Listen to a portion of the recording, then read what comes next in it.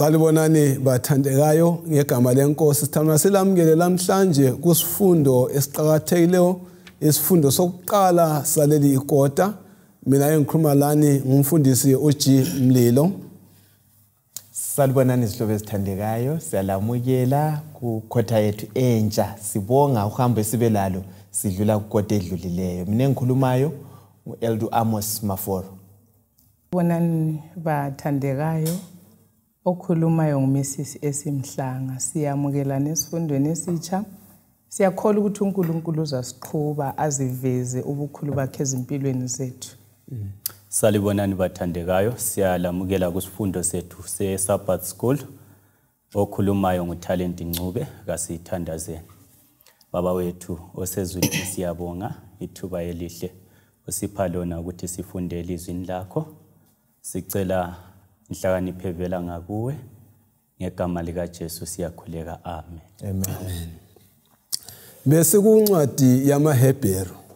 Lamhlanje sikuncwadi yesiqalo uGenesis. Incwadi kaGenesis iyo kanye eveza kuqala kwendalo yonke. Kanti lincwadi ngokufana nayo imumethe indaba ezinhle ngoJesu. Iyamveza uJesu Kristu njengomdali. Amen. Imveza uJesu Kristu njengaye ophethe impilo zethu. Sesingene esonweni iyamletha uJesu methule kithi imveza njengomhlengi wethu. Yikho uJohane oqala ngo1 verse ka1 ekugcwalisa ukubana kuzo zonke into ezingazikhona ezibonakalayo ezingabonakaliyo zikhona ngaye uJesu Kristu. Yena uJesu wayenoNkulunkulu ekuqaleni. Lamhlanje ke sawukhangela ke ngodaba lwendalo kuGenesis isahloko sokuqala udaba lwendalo. Kuyini okuqukethwe yilesi sifundo salamhlanje? Ukhona yini ongathi asihlephunele ukubana siyaphutha lesi sifundo sabe siphethene ezandleni zethu? Esikuzuzayo mfundisi kulesi sifundo ukuthi izinto zonke esizibonayo lezinye esingaziboniyo zilomnikazi njalo zilesiqalo. So ulutho nxa lulesiqalo kuthi ukuthi lulalesiphetho. So kuthi ukuthi konke umhlaba lo esiwubonayo ulalapho oyakhona and ule direction oyithathayo. Siyabonga. Kunjalo okuchiyo ngumhlanga laphana. uGenesis esiyakufunda namhlanje ukubana kulomdali ngemva kwakho konke. Akula lutho olwazivelelayo. Kulesandla esenzayo izinto. Ekuxoxeni kwethu siza kufumana njalo ukubana singaba kaNkulunkulu ngokudalwa njalo la ngokuhlengwa. Kukho konke silibumba lezandla zakhe. Asizibelanga khona thina. Njalo uNkulunkulu ukhangelele ukubana indalo yakhe siyiphathe ngayiphi indlela. Lathi sidle njani imizimba yena le siyiphathe ngayiphi indlela. Kudilize imicabango ekhona ngendalo okunjengabo evolution. Yikho sizabe sikucazulula namhlanje ukuthi kanti uNkulunkulu uthini unjani wasidalelani. uGenesis 1 verse ngelika 1 uthe kuqaleni uNkulunkulu wadala izulu lomhlaba. So okuthi ukuthi uNkulunkulu wayekhona ukuqala kungakaqali. Amen. So wasedala yena izulu lomhlaba. uNkulunkulu ukuthi uthi mkhulu kudlula indalo. At the same time uyazehlisa ekuthini akudalileyo. Uyahlala phakathi kwethu. Yena kunguye owasidalayo. So kumele sizwisise ukuthi kasiziqalelanga owaqala konke ngoNkulunkulu ngelasiqalo. Siyabonga. Akungifundele incwadi yamaHubo ngo100 ivesi ka1 usevesini lesithathu. Ivesi yokuqala usevesini lesithathu amaHubo ngo100. Yes.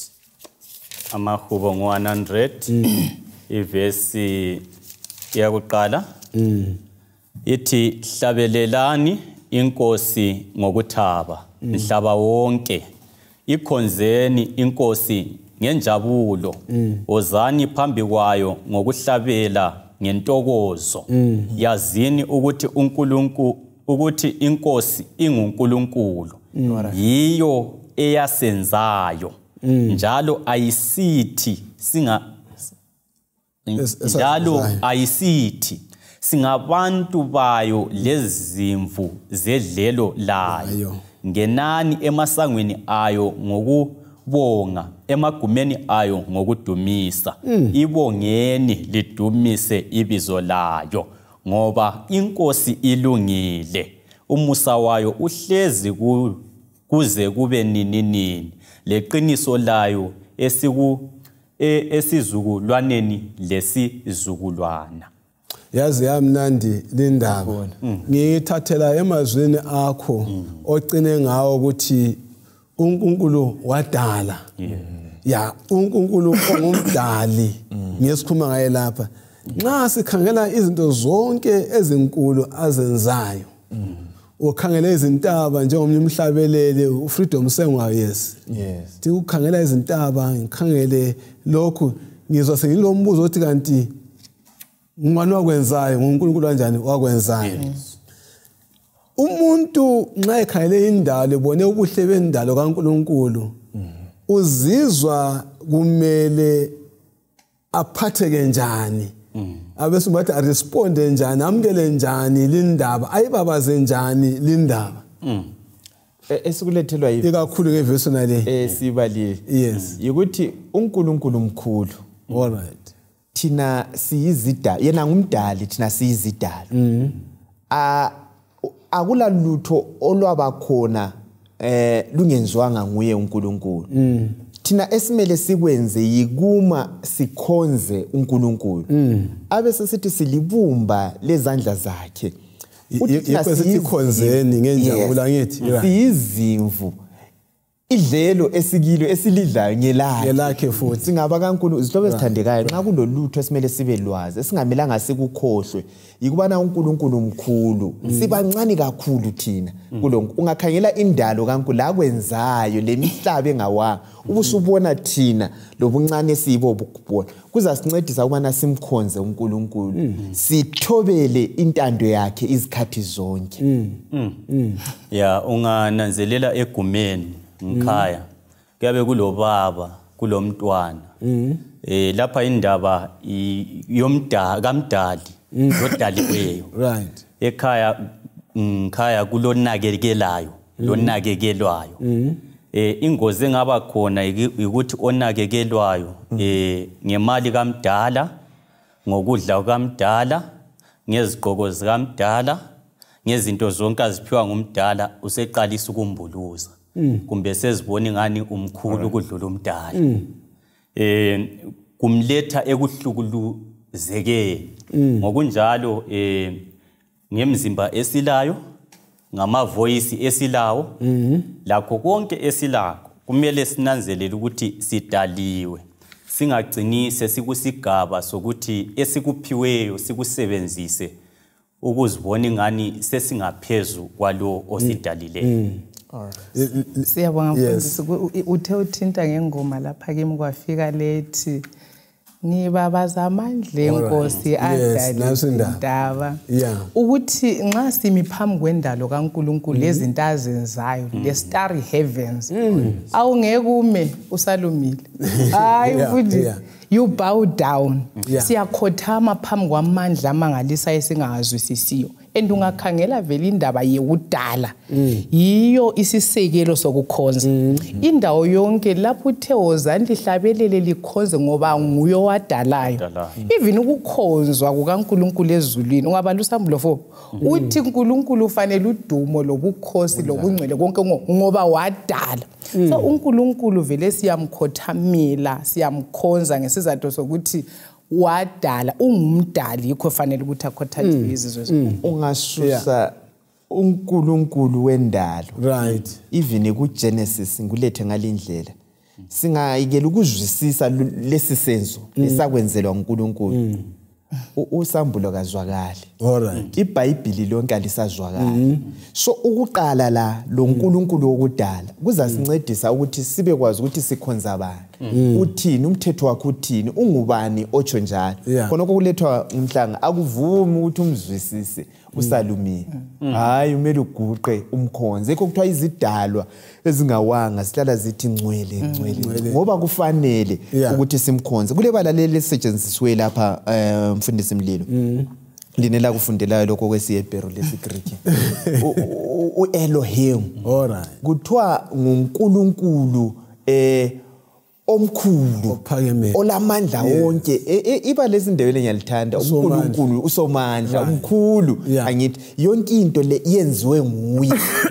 Ngesikhiwa bathi omnipotent God, all powerful, olamandla wonke. Nguye esikhuluma ngaye okufuze simkhothamele simkhonze. So ngezinye indlela singakhipha uNkulunkulu njengomdali. Sesikhiphe ukukhonzwa kukaNkulunkulu wasala kukhonzwa izidalwa. Right. Yes. Awuboni ke indlela ukuletha ngayo kuyambuyisela emuva ukuthi ngithi khwimilile kancane. Awulethe ngayo ukuthi singasusa indaba yesiqalo ngasela sisekelo noma ngapi. uGenesis bathandekayo siyafunda ngaye. Nguye oyisiqalo oyisisekelo semibhalo njani yonke njalo kuma foro echilo ukuthi asila sambulo singeke sazwisa usambulo singazwisanga ubani uGenesis singeke sazwisa isihlahla sokuphila esikusambulo singazwisanga isihlahla sokuphila esikuGenesis yabona indaba. So uGenesis esiyafunda ngayo ngiyakhuleka ukuthi sonke labalaleli singene kule incwadi ngemithandazo. Sidinga ukubana kasivezele okutsha uqhakathekileyo kule incwadi. Angeke ngithi mina nxa sikhangela le incwadi kaGenesis yona yokuqala lo Genesis wesibili Genesis chapter 1 lo chapter 2.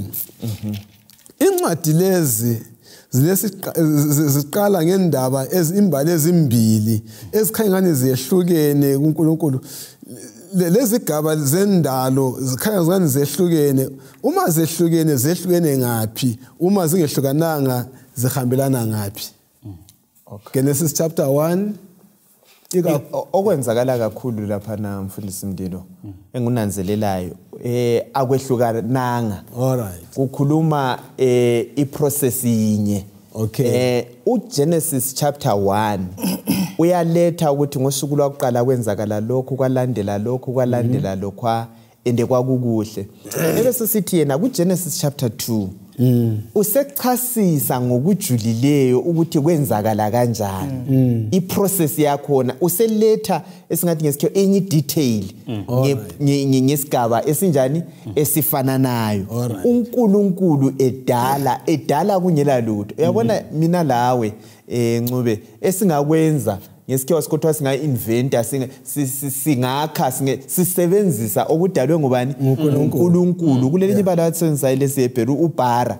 uNkulunkulu udala kungela lutho. Atsho ulimi futhi esetshenziswa ubuthiwa wathi akube khona lokho kwaba khona ngelizwi lakhe. Yes. Umaforo ngikhumbuze indaba engiyayixoxelwa ngomunye umuntu ukuthi uthwama abaze science. Bake bakhuluma lo uNkulunkulu ukuthi hayi uNkulunkulu wena manje eceleni. Into zonke lezi thina sinjani siziphethe ngezandla njengoba sile technology silana. Kuthiwa uNkulunkulu wathi well said wami eceleni. Bathe sebeqalisa ke indaba zabo zamalebhu lani kuthiwa kokuqala vele owesayensi wathatha inhlabathi wangangena layo elebhu. uNkulunkulu wathi mana khonapho. So kuya kulokho wathi inhlabathi ngeyami lina qala nokwenu.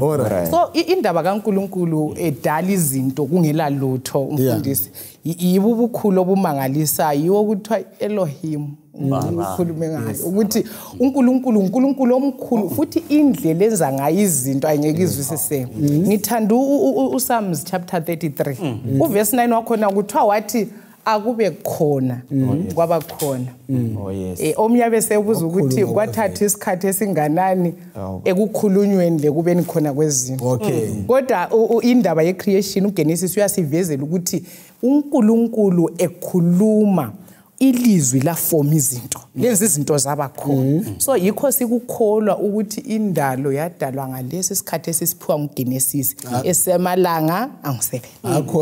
Akhona lokho kuthiwa umhlaba wadalwa nge-1000 years.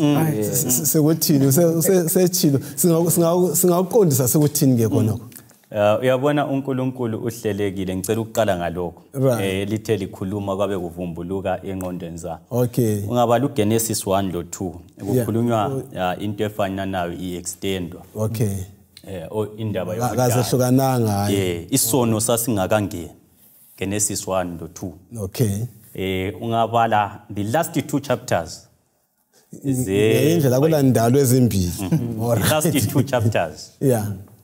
Isambulo 21 lo 22 isono sesisukile phakathi la indaba yesono kusiya ekuthini kumele sizwisise ibhuku leli isono singakanjani singakangeni. So into esisizayo nxa sifunda ibhuku lika Genesis leli isiqokoqela sendaba uNkulunkulu ufuna ukutshengisa inhlakanipho yakhe kithi. Yena engekho inhlakanipho kayikho kithi. Nxa singanaba sesisuka lathi siyabalekelwa inhlakanipho eyiyo esiyidingayo yena enjani engekho. So indaba leyi eyokuthi uNkulunkulu nguye owaqalayo iyanthathekisa kakhulu ingenza ngishift engqondweni ekuthembeni uThixo. All right. Enye indaba ukuphendula umbuzo lo uzingisekela kulokho akhulumayo Ncube. uNkulunkulu uhlachasise ku Genesis ukuthi hayi into lezi zidalwa ngosuku ngoba ihlathi ukuthi kwadlula usuku lokuqala weza ukusa ukuhla lokusa kwaba lusuku lokuqala.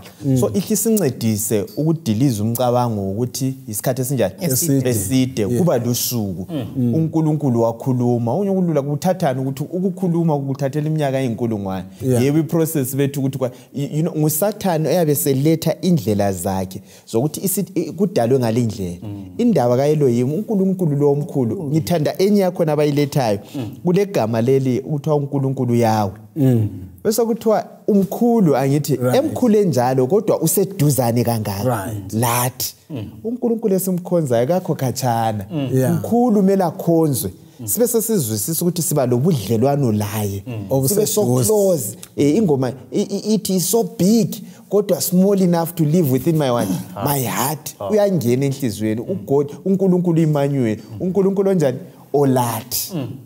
Mina nxa ngisakha indlu yami ngiyakwanisa ukuthatha 3 to 5 years lokho engakayiqedi. So semfuna ukudonsa umlimo ukuthi afike kulokho mina engikwenzayo sengiwele esonweni. All right. So singakuthatha ekuthini umlimo kuyeka kunjani. So simlinganisa umlimo lathi ngendlela yethu. Kanti njalo uthiwa uNkulunkulu umkhulu sifunda ukuthi uNkulunkulu omkhulu ongumdali njalo. Ake ngibuze nje lokho ukuthi kanti okukhona kwaNkulunkulu singawubona endalweni enjani singambona ngokudala indlovu inyamazane enkulu kumbe ngikhangela le ndawo yokuthena umkhulu kangaka aphinda afinyelele kithi sithini ngezibungwana lezane ezincane ezingela lokho ongekwazi ubona la ngelihlo lakho angikhulumi ngobunyonyo basiyabubona awubona ngemtshina ubona ngemtshina kunjalo kulani uNkulunkulu umkhulu indaba yendalo ngasi yayizwisisa kahle besiza khothama akulala uthede singalweza phandle ukuthi sikhothame sibabazi ngithe ngifunda indaba yamabirds uyakwazi ukuthi uNkulunkulu kuthiwa kulenyoni eyadalwa uNkulunkulu efla ekwanisa ukuphapha 6 months ngamanga mfundisi 6 months ifidanga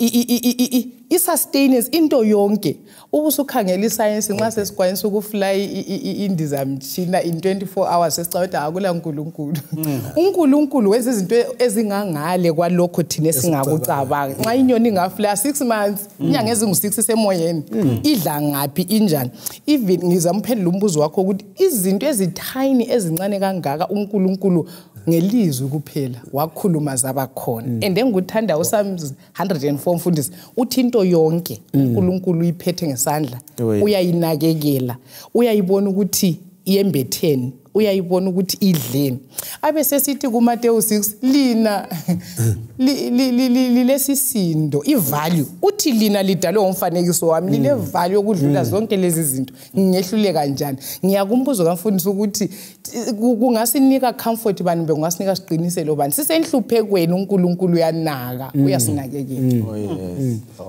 siyabonga so obunyonyo lobana kulamaphaphu into yo respiratory system yabona into loba incane kanjani iphelele uyakuchasisa ukuthi yabona ifactory esehlamvini mfundisi ingaba iplant engathathi iholi yonke yona le nxa kungenziwa ngumuntu ukuthi imshini ongayifuna ukwenza konke okwenzwe lihlamvu kodwa uNkulunkulu kufayinga ehlamvini uNkulunkulu izihlobo ezithandekayo umkhulu izinto ezisemhlabeni ezinenge asikazifumani membala bembukela lokhu kuthiwa ulwandle about 75% yolwandle asikadiscover ukuthi kulani phakathi ubukhulu bukaNkulunkulu bona lo esikwaziyo ku 25% singagijima lemtshina siphuma phandle kodwa kuphakathi vela sikaqedani la ukugebha khona apho utshona nje kuphela uyathola ukufumana okunye okumangalisayo so uNkulunkulu esimkhonzayo mfithizela amazwi kaMhlanga laphana hayi ngeke futhi wakwana la ngeke wabusisisa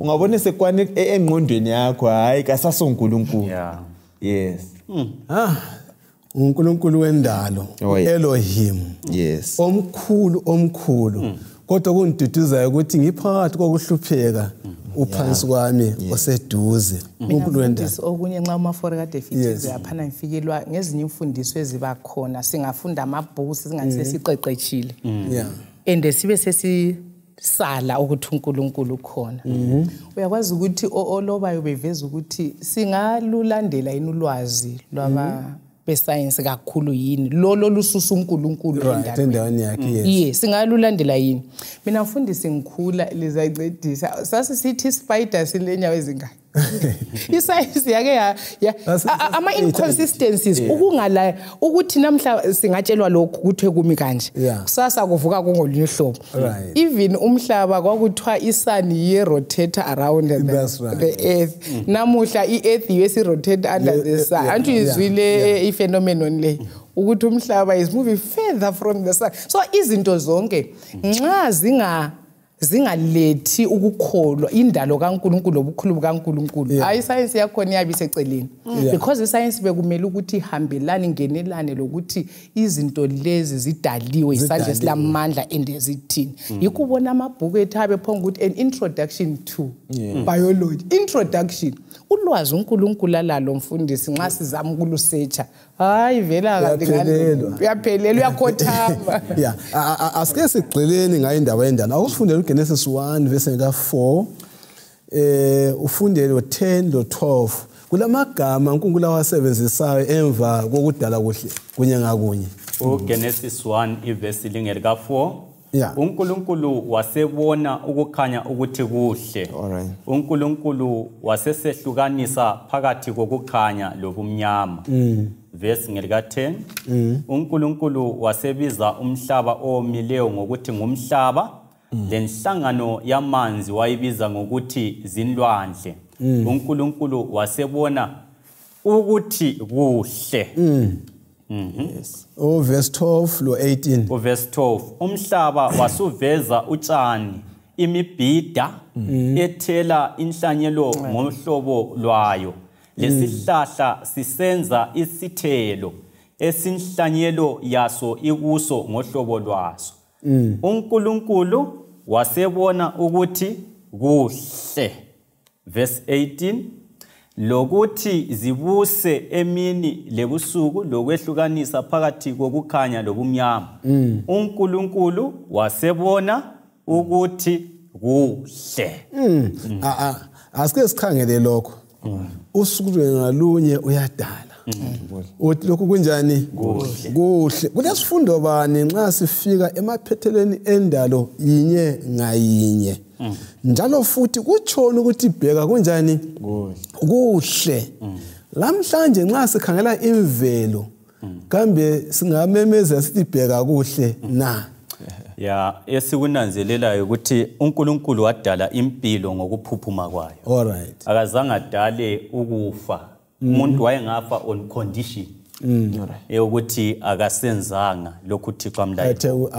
uNkulunkulu wayengadalanga ukuswaba kweskini, ukuguga. So konke kwakuzisebenzela kuhle. Kwakuthelela kukuhle. So isono singakangeni ngiphendula umbuzo wenu. Konke kwakungela nto ongathi ikhangela uzofuna ukukhala. Namhlanje amandla kaThixo siyawabona. Omunye uthi yena siyawabona ezihlahleni. Ziyawoma ngoba isono sangena. Kodwa izulu nxa lisina ziyahluma. Zisivezela yebo kalufifi okungasoze kufanane la ngendlela okwakuyiyo.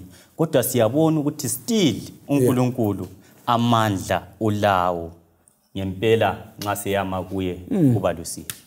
Mina okunye ngikutholayo lapha mfundisi ekudalweni. Yes. Ikuhleleka okulenjongo. Alright. Ungakhangela iviki yokudala ilanga lokuqala lelesibili lelesithathu. Lilomngani walo. Alright. Ulanga lesithathu lelesine kwelesine lesithathu lakho kulomngani wakho. Ukuthini uNkulunkulu nxa edala esithi bheka kuhle.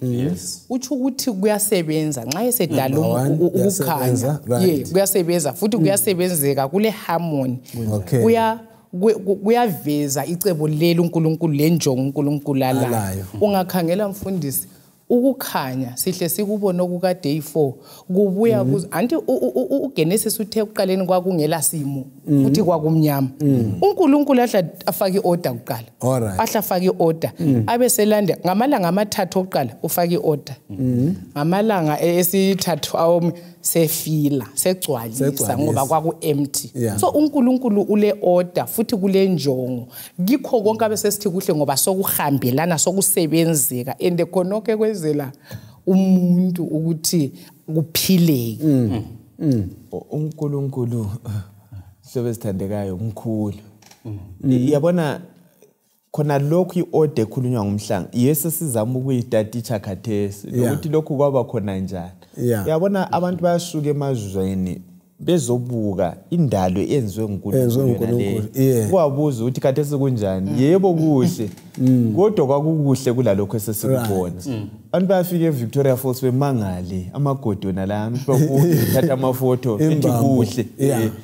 So uzimbambo vele zomhlaba kufana ukubuka umuntu olembambo so hayi akasenguye. So kuhle yebo kodwa kwakungcono kulalokho. uNkulunkulu wayedale izinto ezinhle esihlobo esithandekayo. Ungabala ibhuku okuthiwa nguPatriarchs and Prophets.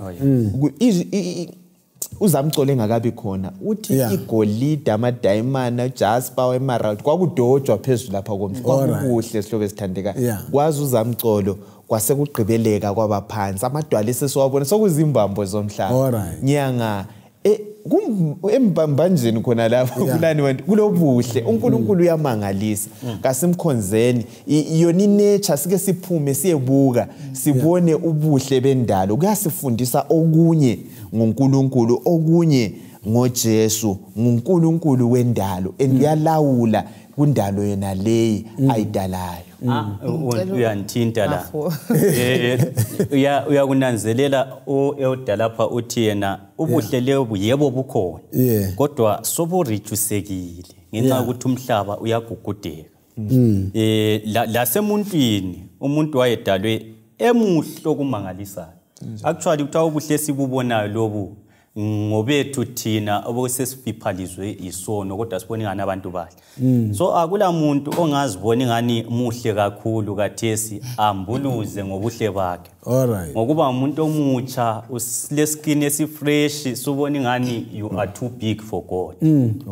Lobu buhle buncane nje awukwakho lokhu kuncane ongakwenza nje ukuthi ubekeke ukhonze obani uNkulunkulu ngoba lokhu futhi kuyachabalala wonke babona kathe sebengogogo bake bageza bashayina babe bahle babanyathela kwazwakala kodwa ubuhlo bakhona buzange bufike kulobiyana kodwa kathe sebengogogo so kusitshengisa ukuthi asebesele lakho kathe siyizimilo zabo nxa kulento ozasala layo empilweni yakho awube isimilo sakho siyabonga amaforo befuna ukuthi umaforo uthe phetha wathi uNkulunkulu futhi indalo le uyayilawula kule itheory thini maforo eyokuthi uNkulunkulu wadala izinto wasesimeceleni izinto ziyazihambela njengewatch esethiwe yokuthi hayi kalandaba lokuthi kwenza wayakhathana khona wayakhathana ubukele from a distance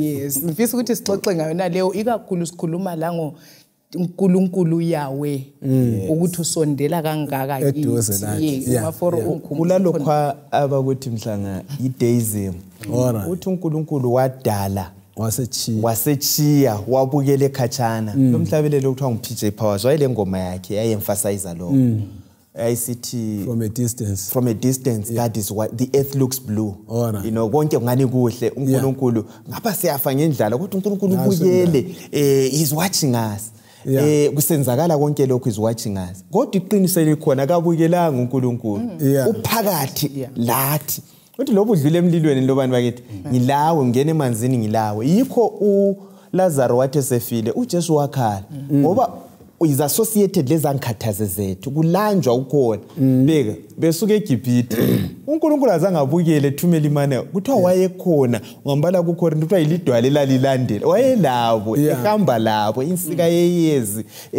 emini insika yomlilo intambama so into esifuna ukuyemphasize mhlanga nje obulethi la indaba yokuthi uNkulunkulu lathu God kasichi uthi bheka ngilani kuze kube angikulichiya so zihlobo zami lobu ngena kukuphi uNkulunkulu lathi uhamba lathi uyasalusa nguNkulunkulu osizwisisayo lesimo sethu yasizwisisa kule ndoda yayingumphathi eSolusi secondary owawuthiwa nguNxumalo omnye mama uthi yena shuya selingize nhluphe kangaka umlimi sesikhohliwe uthi yena ubona ne Jehova engakukhohlwa ungaphila wena yes ngoba nguyonjani ngiyosiphethe ngiyophethe impilo zethu siyabonga ubona sikwazi bana uNkulunkulu uhleli ephansi kwethu akusifundele uGenesis ngo2 ivesi ka2 leka3 uNkulunkulu waseuqeda ngosuku lwesikhombisa umsebenzi wakhe abewenza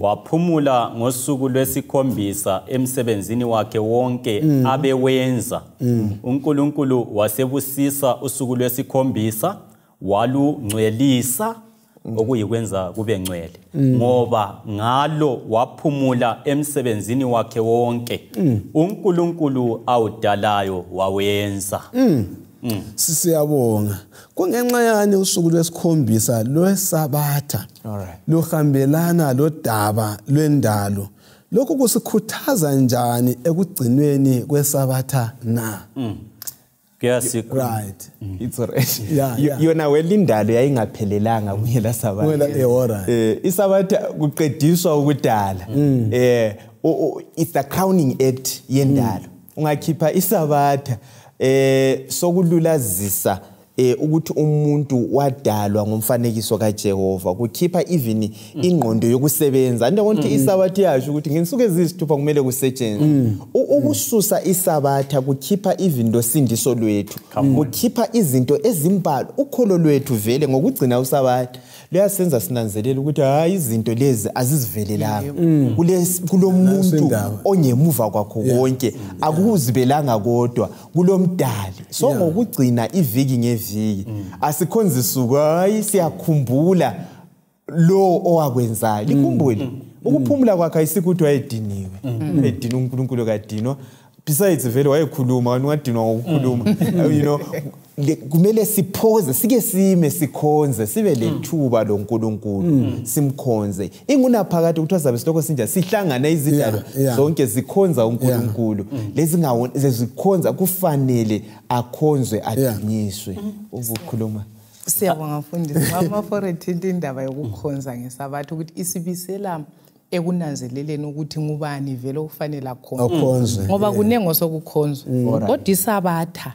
liveza ngceke ukuthi uNkulunkulu weqiniso nguphi ungulwana owathi ngesuku eziyisithupha wadala futhi kulento enginanzelelayo ngesabatha mfundisi sithe first 3 days uNkulunkulu uyafoma ezokugcina ezingu3 uyafila uzananze ukuthi isabatha yafonywa ayifilwanga ngezinto Hayi ngigcwalise ngezinto esizibona inyoni lana kodwa uNkulunkulu wayigcwalisa ngaye yikho ivesi ithe kwakungcwele so uNkulunkulu isabatha ligcwele ngoNkulunkulu ngobungcwele yikho kufanele ukuthi ngesabatha sikhonze sikhothama ayisilo lokwenza izinto isabatha libe kweceleni lireserviwe for izinto zikaNkulunkulu okunye ngufundayo lapha ukuthi kulesikhathi sokusebenza kulesikhathi sokuphumula awuphumula ungasebenzanga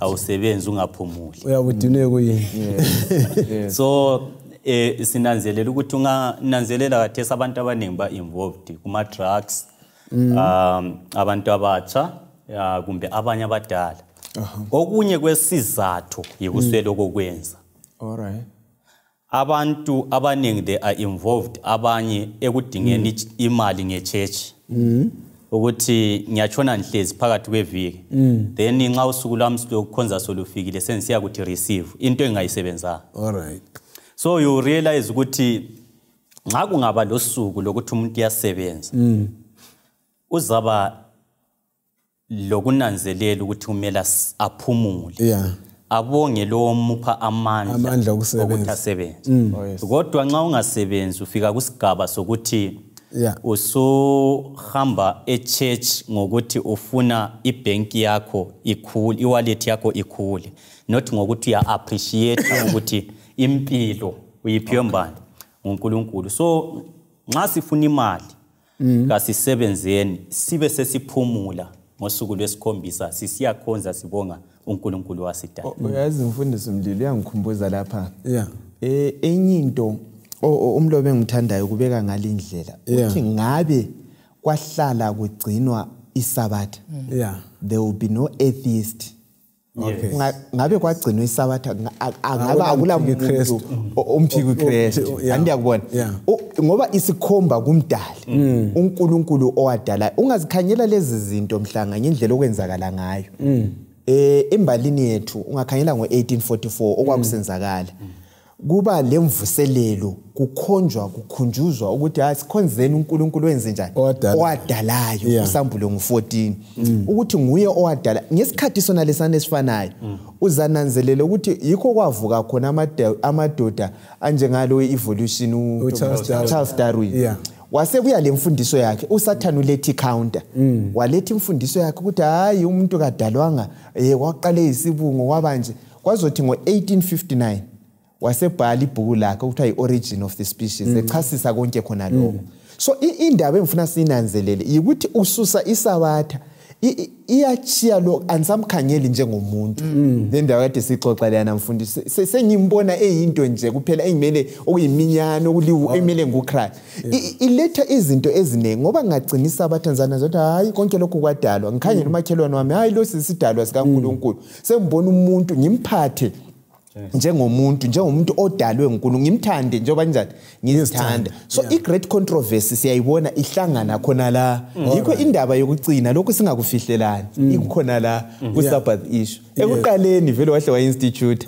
indaba yesa asiligcineni sikhonze uNkulunkulu ngosuku lwakhe and sicizelela lokho balaleli ukuthi nxa sikhuluma ngosuku leSabatha lapha kasitsho ukuthi zinikele esukwini leSabatha kodwa sithi zinikele kuNkulunkulu umnikazi weSabatha nxa usuzinikele kumnikazi weSabatha ukuthi ukhuthe usuku lwakhe kakusoze kuvume All right.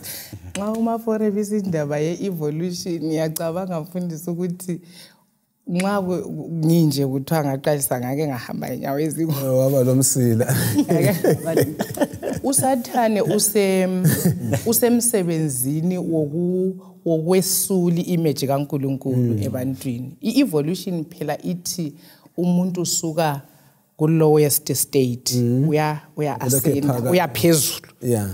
But khangela ukuthi umbhalo usitshela ukuthi hayi umuntu vele udalwe sesiqongweni esiphezulu wasesiwa.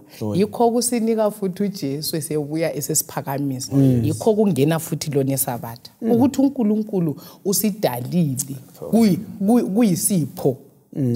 Ukuthi asizidala ngathina uPsalms 100 asange sizidala. So kwaba yisipho sokudalwa kwaba yisipho futhi sokweza sokuhlengwa ukuthi nxa sisiwa sisuke esiqongweni sisebungcweleni obufa ngoba kuthe umuntu udalwe wafana loNkulunkulu ngesimilo la ngokuma. Uyabona into elethwa umhlanga isidiliza ingqondo isisitsho khathesi ukuthi asisadingi umsindisi. Andabona nxa kusithi siba ngcono sasizibungwane khathesi sesingcono sengingcono phela kanti ngidingelana umsindisi. Kodwa iBhayibheli lithi ngiwile uyamdinga umuntu owileyo udinga umsindisi ufuna ukusindiswa. So asimqapheleni uSathane indlela ayenza ngayo. 126 uthi asenze umuntu ngoba umfanekiso siqale silapha sesiwile sithobe sithandekayo singarojwa nguSathane. Jesu siyamdinga. Udinga indlela zonke zokususa uJesu uNkulunkulu phambi kwethu. Lapha nasike sathinta ngezigidigidi zeminyaka. Uthi indalo yadalwa konke khona ubona ukuthi kususa indalo kaNkulunkulu. Kwesusa iSabatha siyabonga. Nazothi iSabatha kumele igcinwe iSabatha linye ngalinye. Kambe njana siphakathi kwezinhlupho lobuhlungu iSabatha eliza iviki ngeviki lisikhumbuzani maqondana losindiso lomuntu. Oh yes. Esikunanzelela lapha ukuthi nxa siphumula each and every Sabbath namuhla isono sesangena. Abayamukele uJesu sikhumbula ukuthi uJesu wasidala ngensuku ezingaki eziyisithupha wasephumula. Lathi ngakho kumele silandele lo mfundisi. Sikhumbule njalo ukuthi ngokocebo losindiso uJesu wasifela usihlenga kulobu bunzima esasiphakathi kwabo. Nxa simamukela siyenelisa njalo ukuthi ngoba sesilokuthula ezinhliziyweni siphumule each and every Sabbath. Sibonga ukuthi uJesu wasifela ngokocebo lwesindiso. At the same time silesikhumbuzo ukuthi kulokuphumula okuzayo bathandekayo. All right, nasendaba. Kulokuphumula okuzayo kasisoze sihlale sithwele nzima ngomsebenzi ngeza ngikhathaze zika elder wami. Kodwa silokuphumula. Uyazi unkubuzo ukuthi uyazi ungavuma ukuya eSabatheni uphenduka lokhu lemthwalo. All right. Kuthiwa uJesu mfundisi Mdilo izimanga zakhe ama-miracles akhe amaningi wayenza ngeSabatha. Wayephilisa, ipholisa, esilisa ngeSabatha. Nxa sisiyakhonza iSabatha lesibusiso hamba uyesiliswa. Ungabuyi lokhu uthwele imithwalo yakho uyerelax. Abanye babuya sebe iBP siqansile kuyaxatsha sosuku lwalokho asambeni sekhonza sibuye siphumule selatshiwe. Iverse licho olokhu ngo13 verse 13 kusiya ku16. Umlobi uhlathana hayi bathandekayo. Yazini ukuthi uJesu wenza lezi zinto ukuze afundise abantu ukuthi iSabatha lusuku kwelapha. Oh yes. Khonapho ekwelapheni uzananzelela ukuthi kungenzakala ukuthi ungene eSabatheni uphumule physically kodwa ingqondo zingela kuthula. Khonokho kuyabe kubangelwa mhlawumbe kungazinikeli kuThixo kweSabatha ngomthandazo. Throughout the week la kasiboneni ukuthi siphila ngomthandazo. Ungaqali ukukhuluma ngoJesu kodwa ungela ndaba lokukhulumisana naye. Ungaqali ukwenza usuku lube yilo olukuforce ukuthi hlala uphumulile. but vuma ukuthi uJesu akuphumuze engqondweni ubusuphumuzwa njalo ngesabatha physically la ngaphi lasengqondweni. Akumfundele uGenesis 1 verse 26 kusiya ku29. Genesis 1 verse 26 kusiya ku29. Uzafunda lo 2 Genesis chapter 2 verse 7. uNkulunkulu wasesithi asenze abantu ngomfanekiso wethu ngesimo sethu njalo babuse phezu kwenhlanzi zolwandle laphezu kwenyoni zamazulu laphezu kwezifuyo laphezu komhlaba wonke laphezu kwakho konke okuhuquluzelayo lokho okuhuquluzela emhlabeni. Chapter 2 verse 7 inkosi uNkulunkulu yasimbumba umuntu ngothuli oluvela emhlabathini yamphefumulela emakhaleni akhe umoya wempilo umuntu wasesiba ngumphefumulo ophilayo.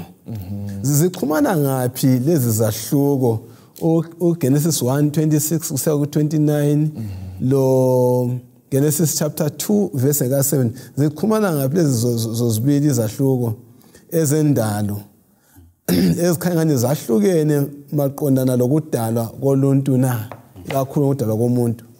Uma forubeke wakuthinta mfundi usefuna ifitizele manje mana sekufitizele ukuthi uGenesis 1 verse 26 ukhuluma generally ngokuthi uNkulunkulu ujonge ukudala umuntu amfuze ngokuma langesimilo. Kodwa kuGenesis 2:7 sesizuza indlela yokudalwa komuntu ukuthi uNkulunkulu wathatha uthuli wabumba umuntu wasemphefumulela impilo yokuphila. So amavesi wona la akhuluma into efana nayo eyinye ichasise yini. Umuntu udalwe ngomfanekiso kaNkulunkulu. Sikuchasiselwe la zwanini isihlobo esithandekayo umuntu omutsha ungavumi umuntu ekukhanyelela phansi.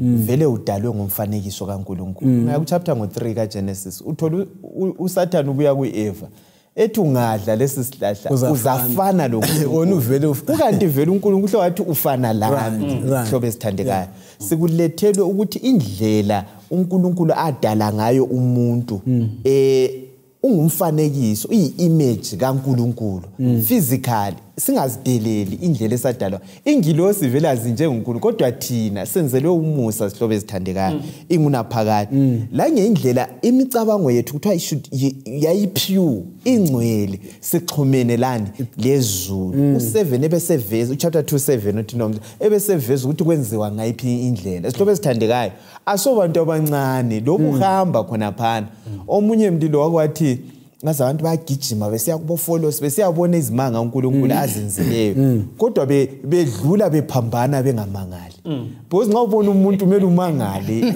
umuntu wadalwa kanje uyamangalisa so hlobo esithandekayo asikhonzeni uNkulunkulu ungakhanyela even indlela umama azithwala ngayo 9 months kweluko kumuntu kuphuma into zonke ezikwanile akula zawuthi nxa sokuphandle ngibona kuyakhula lokho mhlawumbe nawo wazi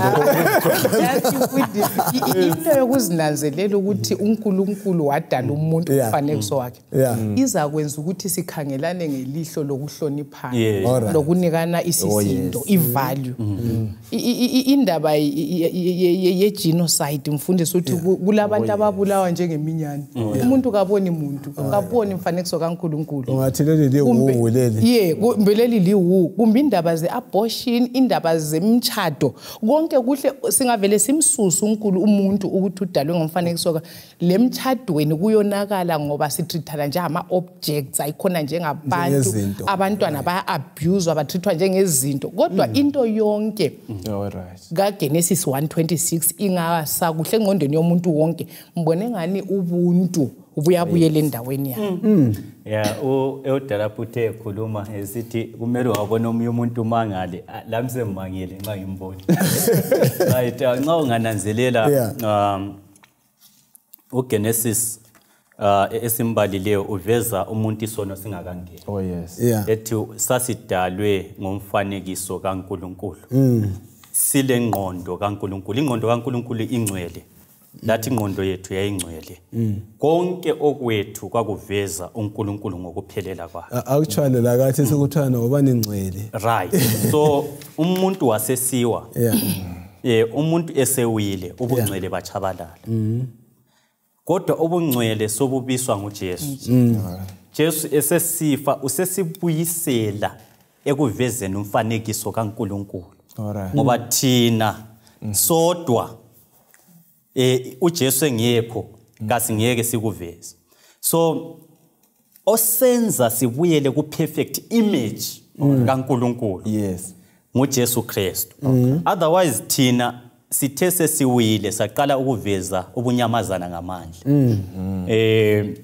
that's why lezibongo zethu sezingeze zinyamazana but uzananzelela ukuthi uJesu usibuyisela ku perfect image yokuthi ngandidaleli nje so labaleka kathesi ngokwamukela uJesu la ngohamba wentando yakhe yikho esingabuyela khona uyakwazi ukuthi talent ungikhumbuza ukuthi indaba yokuhlengwa omunye obhala uthi indaba yokudalwa kutsha abe sesithi isibisela kuNkulunkulu weqiniso ufuthi uthengesa kwathi uJesu ngewadala izinto zonke so nxa usithi sizuza kuphela ukubuyiselwa kuimage yethu ngoJesu kuyangikhumbuza ukuthi akula muntu ukuhlengwa kwethu ngoJesu ukuthi uthi nguye lamadlo okusidala kutsha akula ngenye indlela esingabuyela ngayo kungasondlela enguJesu akungifundele uGenesis 2 verse 21 lo 22 verse 21 Inkosi uNkulunkulu yasisehlisela phezu kuka-Adamu ubuthongo obukhulu waselala yasithatha olunye lwezimbambo zakhe yavala ngenyama endaweni yalo Inkosi uNkulunkulu yasisenza ubambo eyayiluthethe emuntwini lwaba ngowesifazana yasimusa emuntwini yasimusa emuntwini alright okay indaba le wathi ngeke ngikhangela amavesi la amathathu la singakabuyeli kulama vesi owacho kukhanya kunezinto ezintathu uNkulunkulu azinika umuntu masinyane emva kanjani kwendalo number 1 wahlomnika ingadi kanjani wayisebenza number 2 wamnika yini ukudla number 3 wasemnika yini ubungani hayi asikhangeleni la wasesenzo wesifazana wasemnika umuntu wesifazana waphe umuntu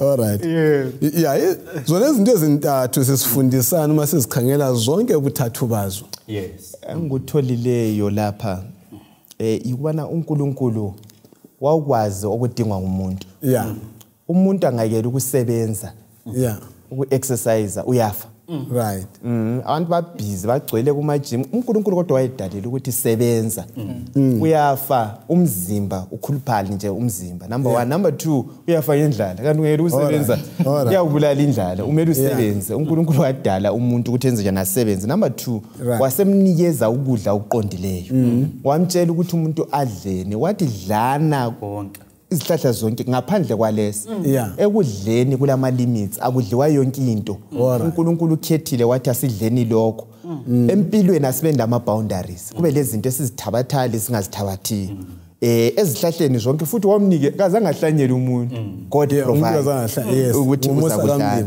ogcina indaba yomtshado eyathintwa ngumhlanga yazi uGenesis singamzwisisa lento zethu ziyalunga uNkulunkulu uyamnikeza umuntu wamnikeza umama iBhayibheli sithi uza kusuka ngakibo ayehla babe nyamanye lezo ngizama ukufithizela incubela indaba yomtshado ukuthi singazwisisa abantu bangaba babili bahlangana babe kungadingwa ngabanengi imtshado le iyalast okuningi nje uanti uthe ubani asilandeleni okuthole iBhayibheli esimele sikwenze sibe lobunga sibe nyamanye kanti uzachaya uzazishaya yini kanti uchaya njani unkosikazi yakuzwa yini uzazichitha uchitha so singazwisisa khona izipho uNkulunkulu azinikeza umuntu ayimdalini okunye okusisizayo futhi engunanzelela endalweni la uyazi uNkulunkulu ulomusa uzananzelela ukuthi mana ngikhuluma ngezihlahla ezimbili esokwazi okuhle lokubi right sasingumthetho ukuthi ungaweqa kuthi ukuthi susukile kumlimo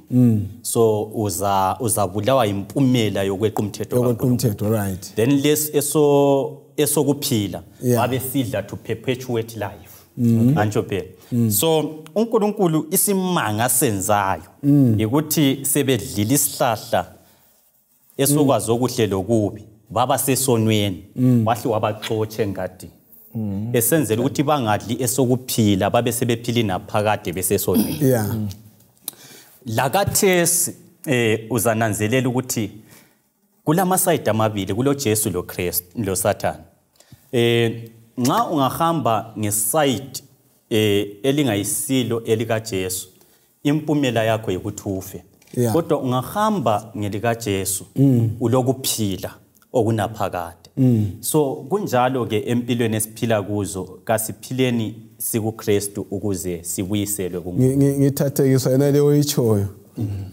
umlobi lapha ulento engithande kubana ngiyilandele lapha uthi ukukholisa okungela mngcele okwakutsho uma kuthumela ngaphi ekufeni kulabantu abafuna ukukholisa bazibedlule ini yonke into lama boundaries asikathinti ngale isigaba sokucina maqonana lo mama owaphiwa ubaba ngubani omele asuke vele sebesibili yindoda yodwa kumbe bonke njalo kulamadoda aluhlupho uthi sechadile lo mntana womuntu usalokhe namathele kunina sisithini ngokuchiya lokho ngubani omele achiye njalokho ubaba waphiwa umama ngikhangele kulokhuza khona